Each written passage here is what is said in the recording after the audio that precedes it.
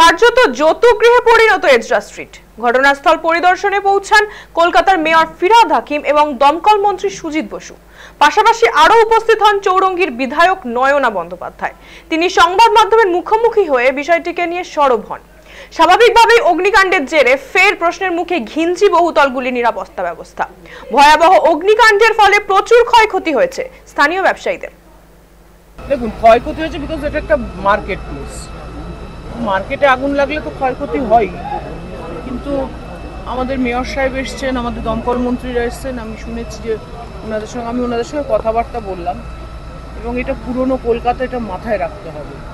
আমারও এটা খুব অবাক লেগেছিল। এখন প্রেস আমাকে জিজ্ঞাসা করছেন, আমি অবাক লেগেছিল যখন 2019-এ আমাদের দুর্গা পিতুরি লেন, শ্যাকরাপাড়া লেন বাড়িগুলো যখন ভেঙে গেছিলো, আমি তখন দেখেছিলাম একটা বাড়ির সঙ্গে একটা বাড়ি এইরকম লাগানো। বাড়িগুলো ভেঙে যখন গেছিলো তখন আমরা দেখেছিলাম ওই স্পেস, তার কারণ ওগুলো 150-200 বছর আগেকার বাড়ি। এটাও ঠিক তেমনি।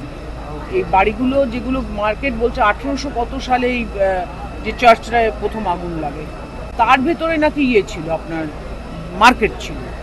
সেইগুলো তো ক্ষতি হয়েছে, লোকগুলো মুখ শুকিয়ে বসে আছে। কিন্তু আমার মনে হয় মঙ্গলবার দিন মেয়র সাহেব ওনাদের সঙ্গে বসবেন, বসে কথাবার্তা বলবেন।